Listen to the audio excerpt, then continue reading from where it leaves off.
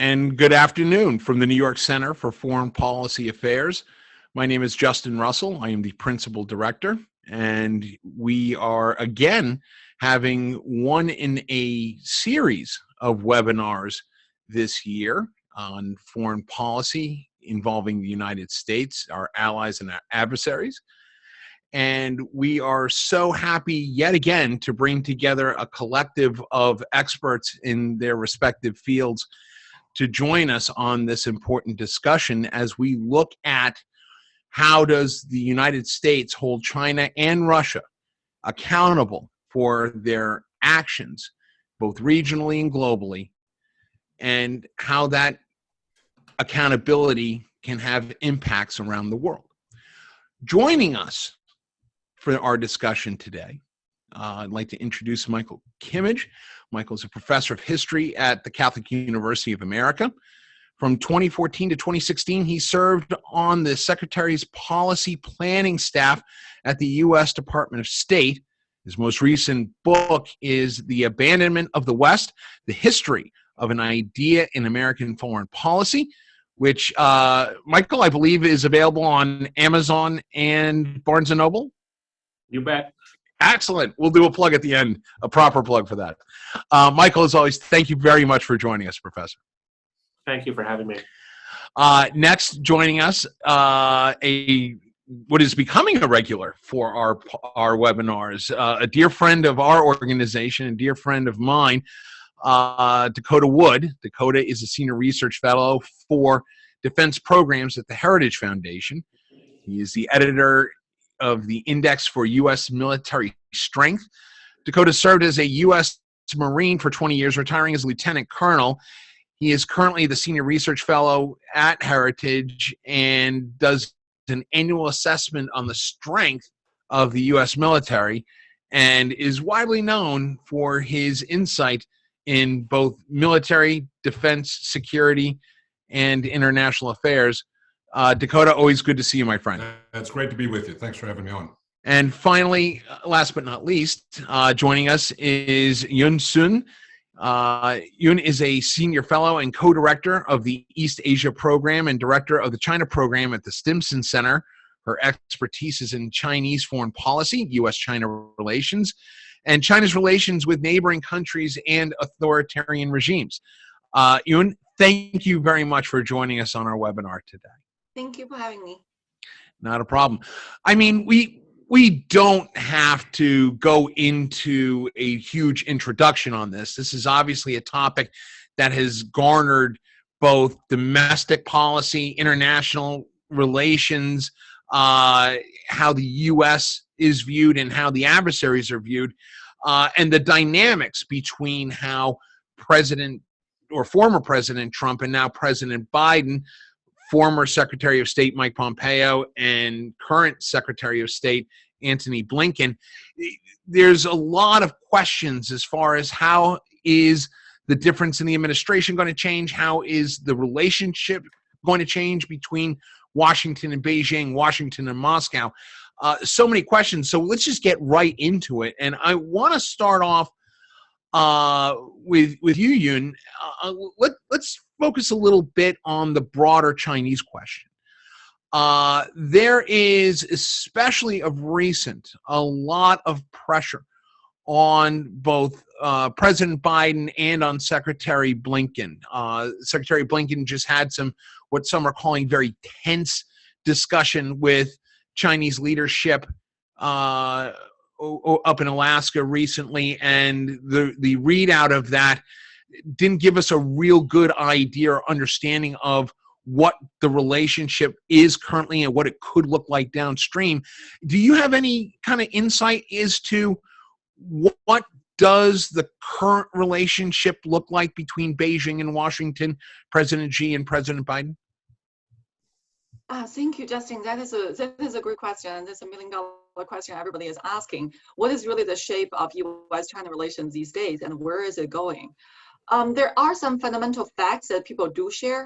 The first one, I think, is a bipartisan consensus that China represents a long-term strategic threat to the U.S. national interest and U.S. national security. This is not just because China has developed the capacity to bully its neighbors or to use coercions against countries all over the world, but also because of the nature of the Chinese threat. China is fundamentally different from Russia in many, many ways. China has an economic interdependence with the rest of the world and with the United States, and has been exploiting that opportunity or that vulnerability of the US open society to achieve their goals. So for example, technology theft, or commercial espionage, or to force US companies to give access to US technologies when they want to access Chinese market. So that's something that we don't see from Russia. And so given this type of, or the nature of the Chinese threat, I think the consensus or the certain level of consensus does exist here in the US policy community, which is that we need to treat China as the strategic threat it is. And that has implications for the military posture, for the economic selective decoupling that must happen if we're going to protect our national security, and also on the aspect of the ideological contest, because China is presenting itself as an alternative to the Western democratic system, as a viable option to the rest of the world. So I think the looking at Biden's policies, this fundamental assessment that China is a threat is widely shared. The question is, how are we going to deal with that threat? And I think that is corrupted. And I think we're going to do a deeper dive on some of those questions that you just addressed later on in the program. But Michael, I want to go to you, and let's do the same readout on the current state of relations between Washington and Moscow. We do know that there has been some dialogue between Biden and Putin, but it's been scarce. The readouts, much like the Chinese readouts, have not been very clear. And there's obviously a different dynamic between how Trump-Pompeo foreign policy team versus a Biden-Blinken foreign policy team are going to interact with Moscow. Where does this currently sit, and how strained is the relationship between then Trump administration, now Biden administration?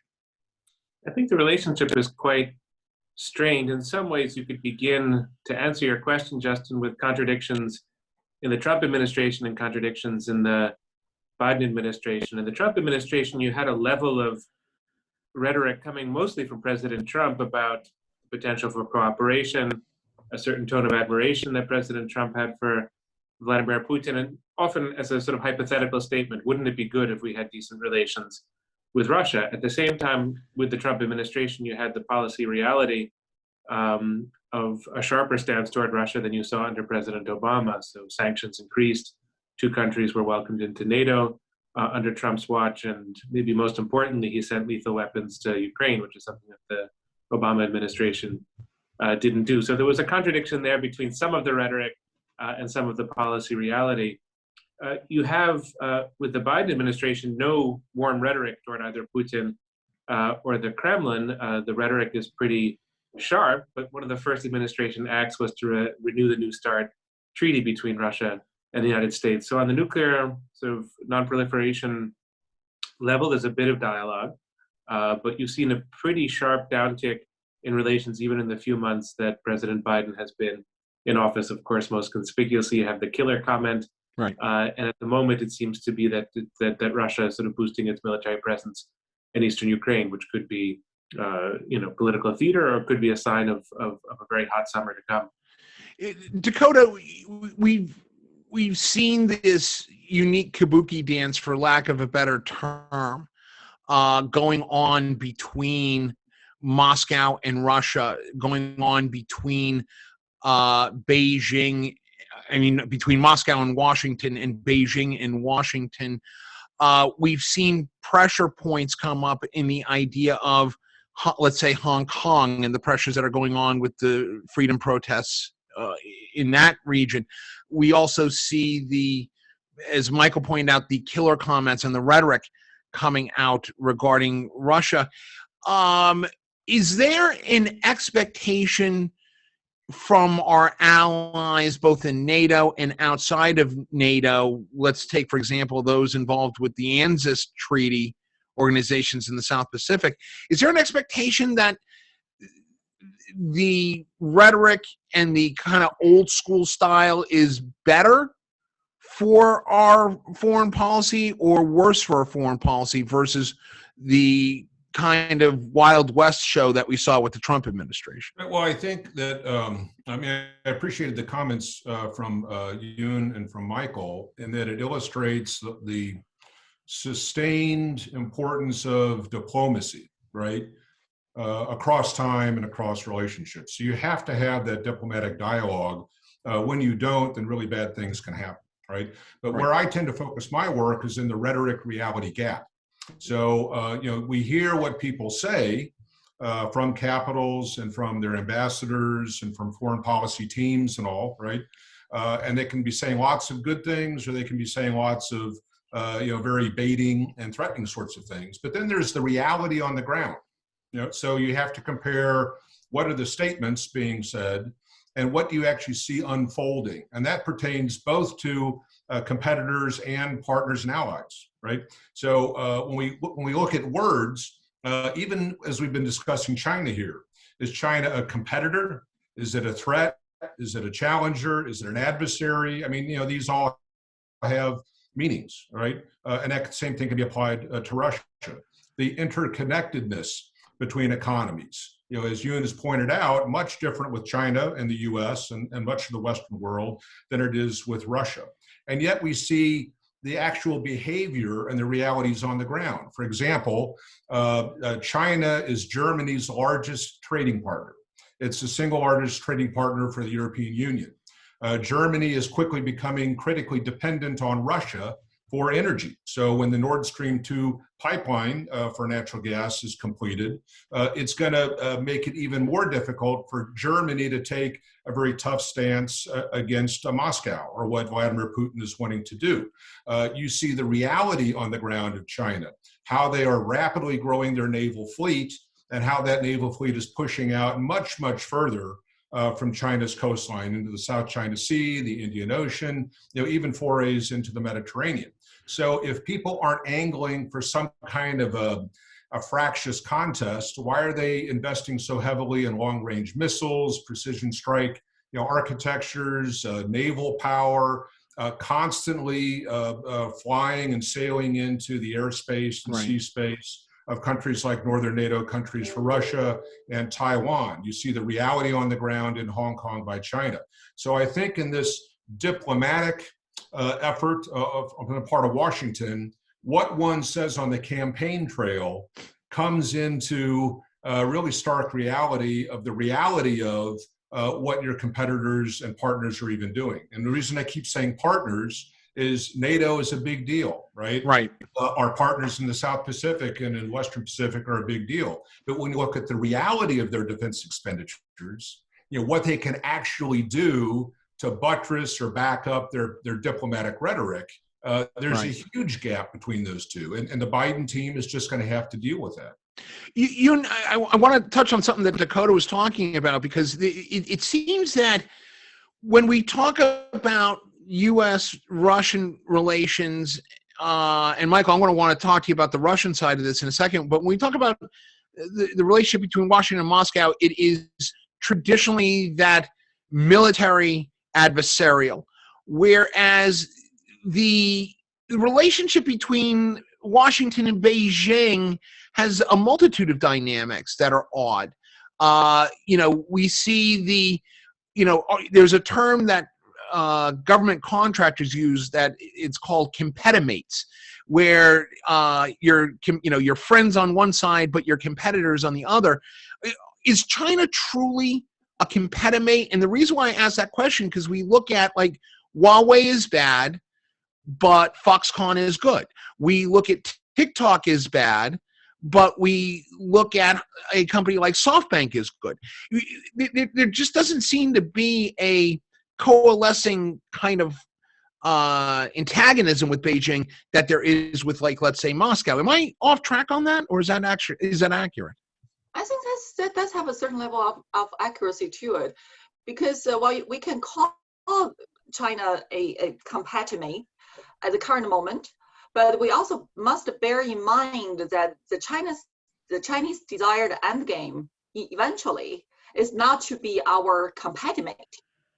It's the displacement of the United States as a sole superpower in the world.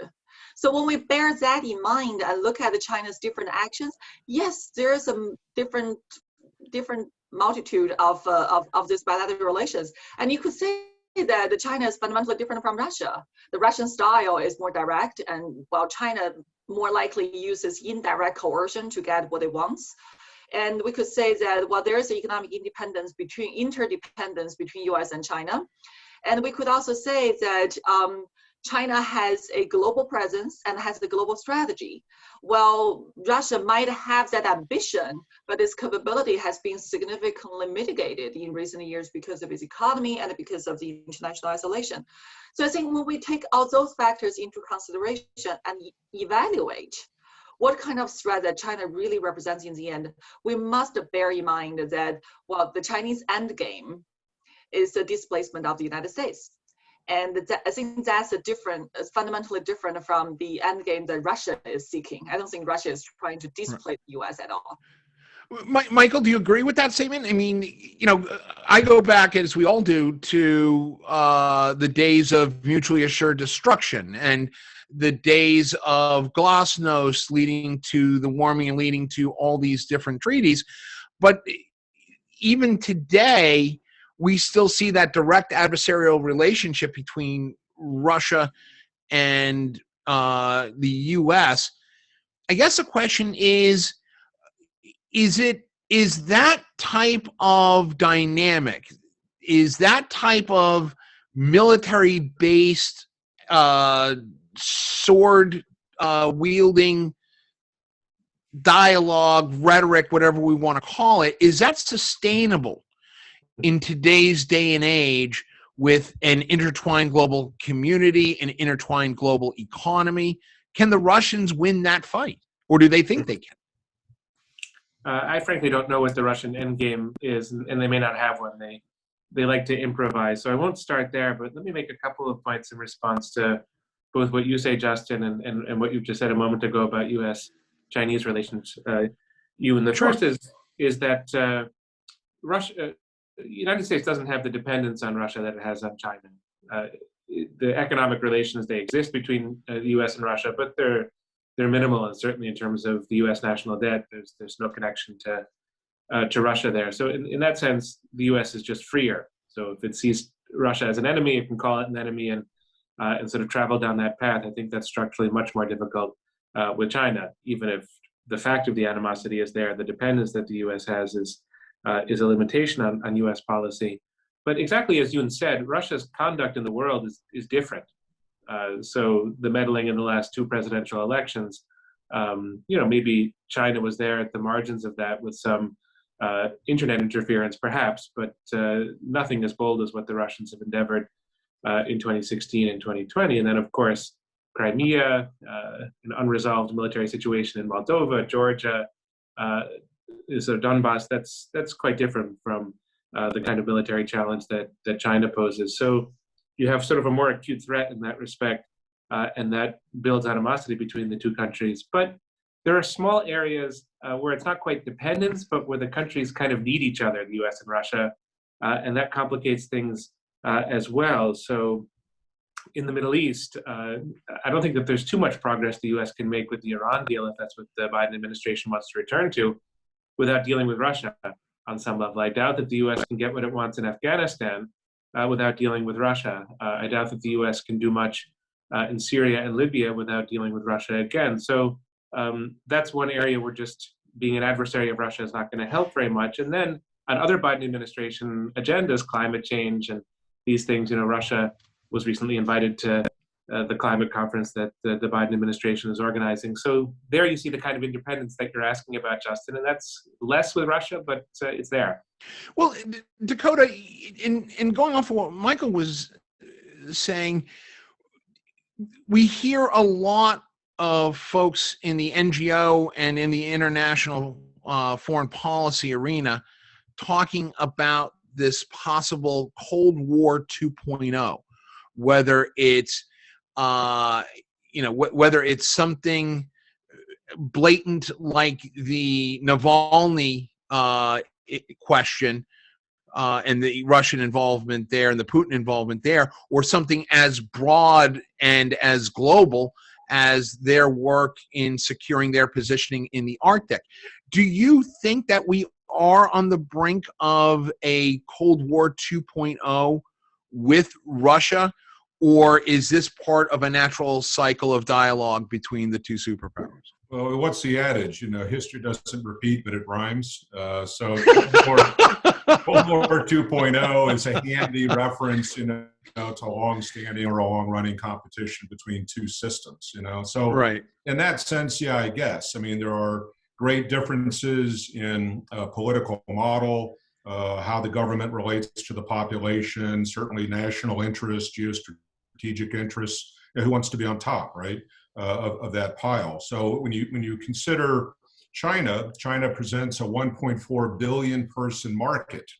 And so if the US is host to many transnational companies, profit comes with market share, and it's very enticing to do things to try to get entry into the Chinese market and all the problems that come with that Yoon has already pointed out, right? We don't have the same kind of issue with Russia. So there are these differences. So to the extent, in terms of this Cold War sort of analogy, to the extent that the United States and China and Russia all have very different models, they all have competing interests in who kind of influences global events and gains access to markets and pushes forward their agenda. Do you want a Chinese surveillance state model where it's very authoritarian, extending out of Beijing? Do you want more of the model that Putin pushes for with the oligarchs? And there is some free market enterprise, but don't get crosswise with the government in Moscow. Or do you want the American Western model, which is kind of chaotic, but that's a consequence of having, freedom and individual choice and personal liberties and those sorts of things. So these competing models in this very interconnected, globalized world, you can't dismiss them. I mean, they will continue to be there. So for the United States, we have to be very aware of who we are and what we're trying to accomplish and where we are not willing to compromise. So for example, if you're willing to send billions and billions and billions of dollars to the Chinese economy, right, doesn't that strengthen the ability of China to do what it's increasingly doing, right? If you decide not to participate in that economic exchange, then potentially you're losing business opportunities, market share, jobs back here in the United States. So what's more important, profit margin or values, right? And there's no easy answer to that. I'm just saying that it's helpful to really define the terms of this contest and that it's not all one or the other. I mean, even during the Cold War, we had cultural exchanges with the Soviet Union, there were sporting events, there was some partnering and space exploration, those sorts of things. So you do want to find areas where you can have productive dialogue, but you have to be very clear on what you're not going to tolerate and what you're willing to do to push back against those limits. Yun, you agree? I very much agree with Dakota because we are looking at difficult choices. From a national security point of view, it makes perfect sense for U.S. to try to decouple with China from all these economic linkages that we have and all the advantages that China has developed because China has a state-dominated model. I think a lot of people don't quite understand that. When we interact with Chinese companies, we assume that these are just commercial business dealings. But in China, the reality is completely reversed because these companies' behaviors are dictated by the government. And when, for example, I think the concern is fully justified when the Chinese government demands Huawei to surrender the data about their users. Although Huawei says we're a private company, we're not going to do that. Anyone who works on China knows that they have to do that. Mm-hmm. Because according to Chinese law, they have that responsibility to Chinese government. But that does raise a question for the US business interests. that China represents such a huge market and companies are not willing to abandon that market. So between national security and our vulnerability and the economic interest, we have to make a tough choice. Well, let me interrupt real quick on that one, and I want to ask you this question because we talked about the old school mutually assured destruction that we saw with the nuclear Cold War between Moscow and Russia and Moscow and Washington. Is there an economic mutually assured destruction possibility between Beijing and Washington? Are we so tied into each other,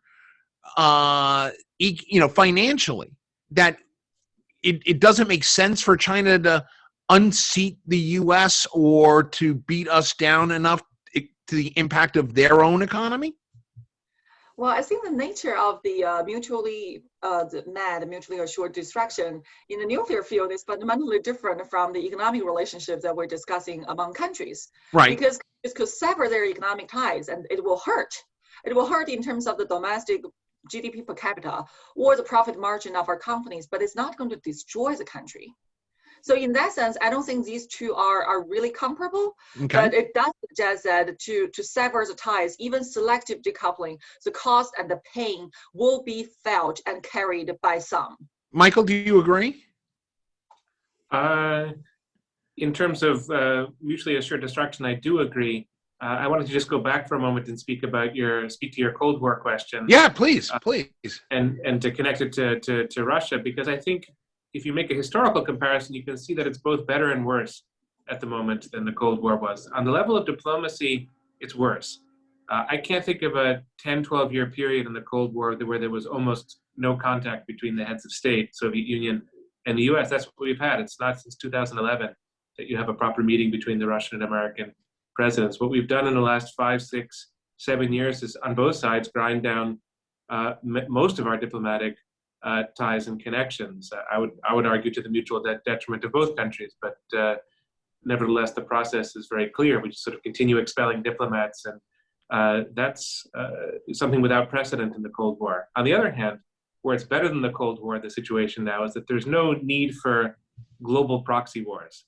And the US does not approach Belarus or Ukraine and say, in some zero-sum fashion, how can we destroy Russian influence there? Whereas if you go back to the Cold War, that was the problem that the US faced at every turn was, right, how can we compete against the sort of communist side? In that sense, both American and Russian options are a lot more flexible, and that gives me cause for a certain amount of optimism that they can manage their tensions. Michael, following up on that, is Russia pushing the envelope? Either, I mean, unintentionally isn't the right word, but is Russia pushing the envelope when it comes to the involvement in Syria, the mercenaries that are being sent into places like Libya, Yemen even? Are we seeing Russia just trying to see what they can get away with? And a second question to that is, when we do impose sanctions on Moscow for those actions, are they effective and are they a deterrent? So pushing the envelope, perhaps. I mean, I think Russia is just returning to what it's been in the Middle East for 200 years. It's been a power in the Middle East for a very long time. There was a brief hiatus in the 1990s when the country was too weak to act on those interests, and it's sort of back where it's always been. In terms of expense and military cost, it's pretty minimal for Russia. I don't think it's it's pushing the envelope in terms of challenging the status quo, but it's not unsustainable or difficult to Russia, which helps me with the answer to your second question. I don't think sanctions that we can levy will make any difference whatsoever. I think that they are very pleased with how they've conducted themselves in Syria and see their Middle East policy as a kind of success of Russian diplomacy. We might see it differently, but I think we have too little leverage to get them to change gears on those actions. Dakota, I mean, off of that point, are sanctions, whether it's with Russia or with China, are they basically diplomatic jazz hands? Well, I mean, anybody in government at high levels has to look at the full range of tools or mechanisms you have to register pleasure or displeasure, right? But those tools have to be effective, though. Yeah, they do. So, it depends on who you're targeting and what their tolerance for pain is. So when you impose a sanction, is it against an entity like a company or a governmental body, or is it a person, right? And then how long are they willing to tolerate? They don't have access to whatever, a trade agreement, or they can't travel, or whatever that might be. So from their perspective, is what they're trying to accomplish more important than whatever the financial pain is that you're trying to impose to shape or change their behavior?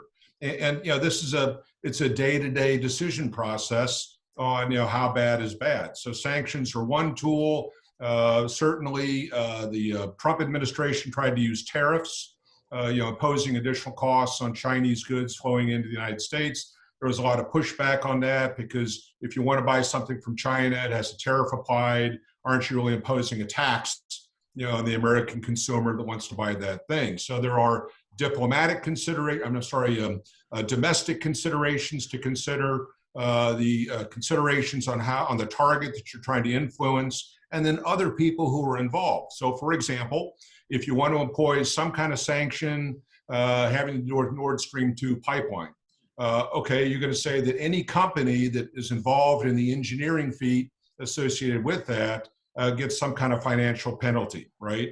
Well, that's affecting the economies of the other countries that are involved. So how much do you want to punish Germany, for example, that they are participating in this project with Russia? Well, Germany is a NATO ally. It's a very important staging place for U.S. military power. So, where does this pain spread, and who are the actors that it affects? And I think in our diplomatic corps and amongst the national security advisors for a president, they have to juggle all of these things. And it could be a day-to-day sort of decision-making process where, how is Angela Merkel responding? And she's going to have to judge her own viability, leading Germany, given the domestic situation in Germany. Are jobs important? Energy policy important? Germany's relationship with Russia, is that more important than whether or not Washington, D.C. is ticked off because they've got this energy arrangement, right? So again, there's no clear, easy answer here. It's something that has to be managed on a case-by-case basis, given the people involved, the economic interests involved, and what your opportunities are at any given point in time. Well, Dakota, you bring up an actual fascinating point, because when we talk about Justin, I think all my comments are brilliant, right? Then we just yeah, absolutely, Colonel, absolutely. Oh my God, yes, that is why we have this panel. Exactly. In fact, I'm smarter just looking at your Zoom picture. Thank you.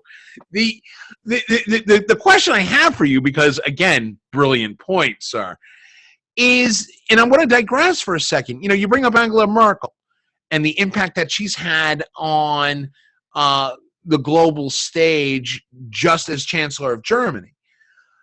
I guess, kind of digressing a little bit, when we grew up, Dakota, you and I, we had the two major superpowers, and then China, Beijing became very prominent. The world has changed. Are we, I'm going to ask all three of you this question, are we overestimating the superpower concept when we talk about the U.S., China, and Russia?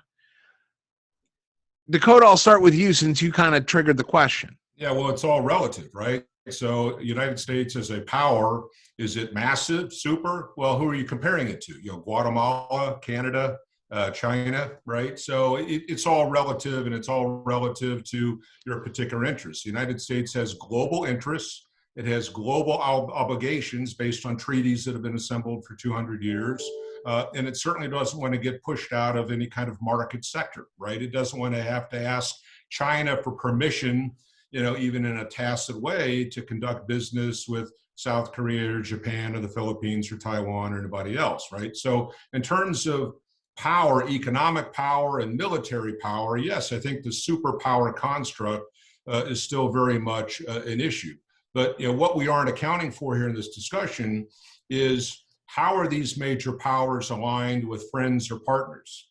So the much more aggressive and authoritarian China acts, do you really think that Vietnam or the Philippines or Australia wants to join that team, right? Right. How is Russia behaving? How is the United States behaving? So when I look at, from a military standpoint, it's great to have friends. We always want to work in concert with allies. But then the question comes, what can my friends and allies actually do? So Great Britain, the United Kingdom, real quick, is undergoing a massive restructuring of their military capability. The entire British military, Royal Navy, Royal Air Force, Royal Marines, and Army, in totality is smaller than the United States Marine Corps alone. Right. So if we had to go somewhere and do something, they've got no projecting capability. In the Cold War, West Germany alone had 5,000 main battle tanks. Today, the totality of Germany has fewer than 300, right? Hold that thought, because I want to come back to that, Dakota. I do want to come back to that because that brings up an interesting question. But I want to go to Yun and Michael on this. Yun, going back to are we overestimating the concept of the superpowers in today's day and age, I guess? That's a great question. And I think the superpower status is sort of addictive. So we might be overestimating it, but we still enjoy it and we don't want to give it up. So I think taking that into consideration, that has tremendous implication for the policy making and our mindset today, because it might be overestimated, but we still love it nevertheless. So when we look at the competition between US and China, I think the Chinese also aspire to this superpower status, although their definition is quite different from ours. When you look at what the Chinese want, they are not necessarily interested in the Western democracy. They want deference, most importantly, deference from countries on issues that China says we see as important. And that covers a whole list of issues from Chinese domestic politics to Taiwan to China's global economic presence. And the Chinese bottom line is also, at least for this stage, is still relatively limited compared to ours because their global power projection capability is still not there. And China is mostly asserting its position and flexing its muscle in its own neighborhood. Is it going to try to do the same for the rest of the world? Probably down the road, but we're not seeing that so far. And the implication is, I think the more important issue is what should we do? If we do acknowledge that the superpower concept is overrated, and we also acknowledge that, well, US power seems to be on decline, relatively speaking, because in the absolute terms, US is still the superpower, right? But what is the implication? What should we do? Do we fold, knowing that, well, we are declining, we are having a weaker comprehensive national power compared to China? So do we already plan for a graceful exit? Or do we define our red lines and define our strategic resolve and develop the capability to defend them? I think that's a more important question. Thank you. No, Michael, same question to you. I think the answer to your question is yes. I think that there's no doubt that Russia, China, and the US are all extremely powerful. But when I hear the word superpower, to me, what it implies is that you can write the rules. And the US had that capacity for the most part in the 1990s at the end of the Cold War, but it doesn't have that capacity any longer. And that leaves the US with a very difficult decision to make vis-a-vis Russia and China. It can claim that it writes the rules. And if you look at Anchorage, what made the Chinese diplomats so angry? It's Blinken's reference to the phrase rules-based order, with the assumption being that we write the rules. And that was, sort of unacceptable to the Chinese diplomats. And, whatever those words indicate, I think the reality behind them is really quite important. So the US can try to write the rules, or it could negotiate the rules with China and Russia. That's what Richard Haass and Charles Kupchan have recently argued, this idea of a concert of powers, which I think is very far from American thinking. Right. Or it can occupy a world in which there are no rules, which is sort of where we are at the moment. There are no rules of engagement when it comes to cyber between the US and Russia. And It's very hard to say what the rules are between China and the US as well. So that's, I think, the philosophical choice that the US faces. Set the rules, negotiate the rules, or live with no rules. But Michael, let me stay with you for a second and then go back around the table. Is when you talk about the rules, it strikes me that the rules are constantly moving. For example, when we look at the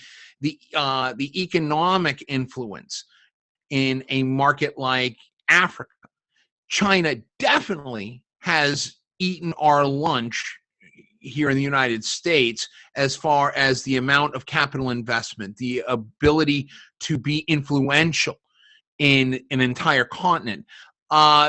We look at Russia, the same thing, where we see Russia in the Arctic, understanding the fact that the Arctic is going to be a major shipping route, is going to have contact with a large, vast number of the international trade in economic product. I guess the question is, when we talk about rules, are the rules so constantly changing that, I guess, can the U.S. be flexible enough to ask for rules-based order?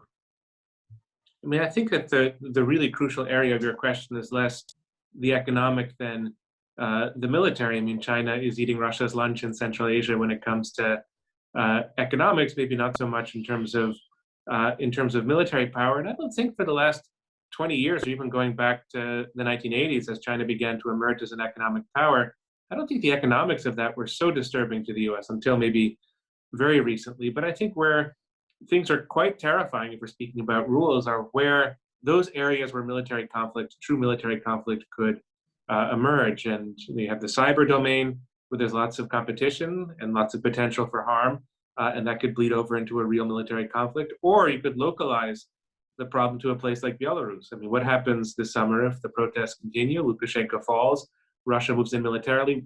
What kind of engagement is there going to be between Russia and the West, if any, about that? And if there's no engagement, what's the likelihood of a military, sort of circumstance, mistake, World War I type scenario occurring? It's not minimal. Right. And so that's the danger of the no rules. But I would emphasize the military over the economic. Ewan, you're nodding your head in agreement. You concur with that thought? Yes, and I'd like to introduce another dimension, which is ideological.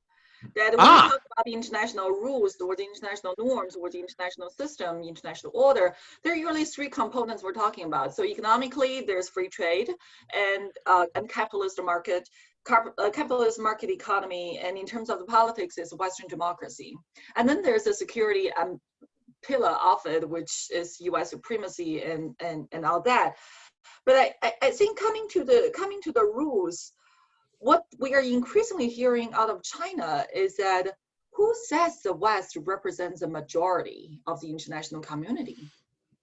That if we look at the pure number of countries that completely adopt and fully embrace Western democratic values and system, well, the Chinese may not be wrong. And I think that's one of the reasons why the Chinese approach seems so appealing in Central Asia, in Southeast Asia, or in Africa, because it does represent an alternative model of not only politics, but also economics, or how the whole polity is structured and managed. And it does pose a significant challenge to the rules that we oftentimes will ignore. And I think on the economic rules, I would just add one point. I think the world, especially the West and the United States, has been trying to invite China to participate in the revision of the rules, to make accommodation, and to engage China, to show China, well, there is a place for you in this West-dominated world, and we welcome you to, for example, join IMF, join ADB, join World Bank to participate in that rulemaking. But the Chinese find that the accommodation to be insufficient. And especially if that accommodation is conditioned upon China changing its political system and embrace Western democratic value, the Chinese will say thank you, but no thank you. We're going to start our alternative institutions and alternative rules instead of adopting yours. Thank you. Dakota, I think you've got some brilliant insight on this question as well. Yeah, my brilliant insight is to agree with Yoon.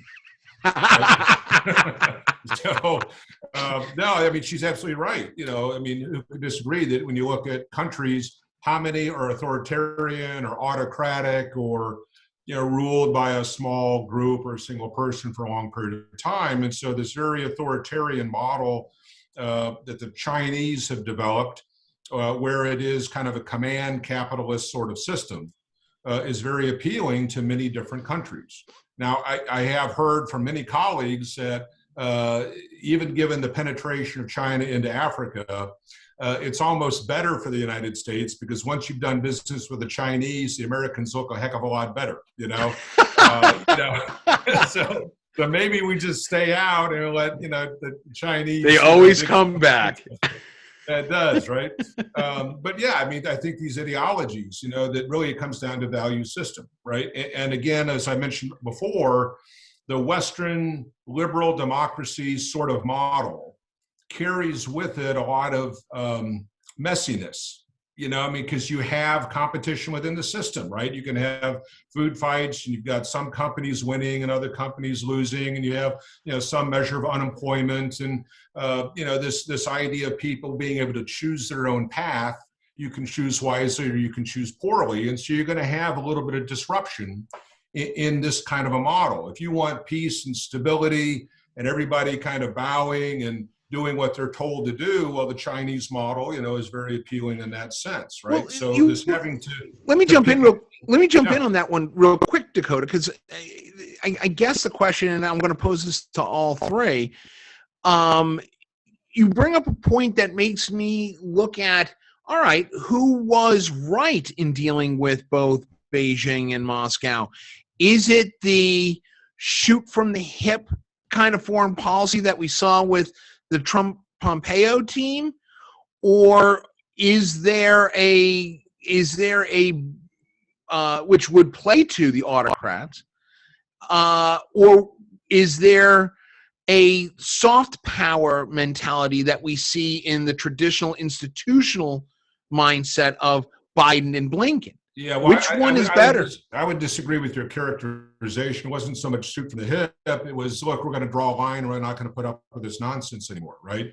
So if you're dealing with a schoolyard bully and you try to play nice in the soft power, the bully will always push the limits and try to get as much as he or she can get, right? So who's the bully in this case? Who's the bully in this steps case? up and says, no, I'm not going to tolerate it anymore. Well, when you do that, you are inviting friction, right? Or some kind of conflict. Because if I draw a line and you decide to continue to push back that line, now it's on me. Do I give way or do I push back? And so this drawing a line and pushing back always carries friction. So even going back to the Cold War, when you had Warsaw Pact forces lined up against NATO forces, in the East and West Germany and other parts, there was always the potential, right, for something going very bad very quickly. And so it really then emphasized the importance of diplomacy and these positive outreaches and those sorts of things, right?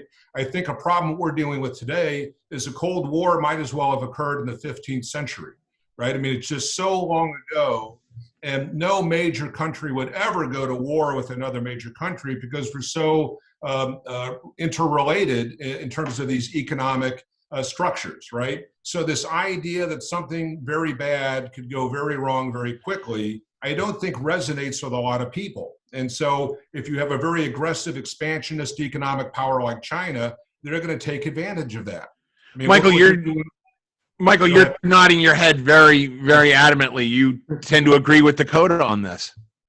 Well, I think that his pessimism is wise, or I don't know if it's pessimism, but a sense of concern that things could slip out of control quickly, and we have to be alert to that.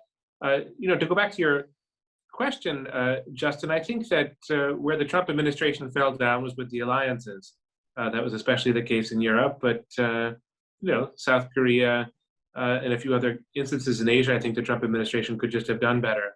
And if you want to think of a very long-term structural answer to the problem of Russia and China, I think in a word, the alliances is the answer. And I think the Trump administration could have been a better steward of that. I think the Biden administration will, be sort of whole hog in favor of that approach. On the other hand, I think that Trump was more comfortable in the world that we live in. He was more comfortable with a multipolar world. He was more comfortable sort of acknowledging that the U.S. can make certain claims about its foreign policy, but they don't have to be true across the board, especially about democracy and human rights. And so I find the language of Secretary Blinken appealing. I think he's a very decent, well-intentioned man.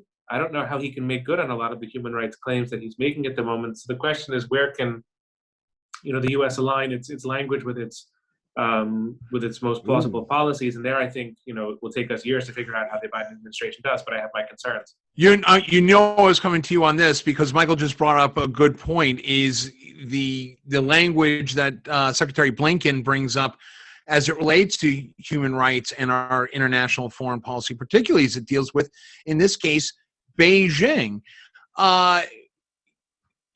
There are some that believe that Secretary Blinken, to paraphrase, is writing checks that his foreign diplomacy tactics can't cash. If we push Beijing on the Uyghurs, or we push Beijing on Hong Kong too far, does that boomerang into an economic impact here in the United States? It just seems that this "I'm rubber, you're glue" diplomacy just can't be sustainable long term. Am I wrong? No, I don't think you're wrong. Sanctions are always going to have the reactions. That's an action-reaction cycle. But not just sanctions. I mean, we look at the impact of the trade tariff wars that we saw during the Trump administration as well. That could push the envelope. You see where I'm going with this?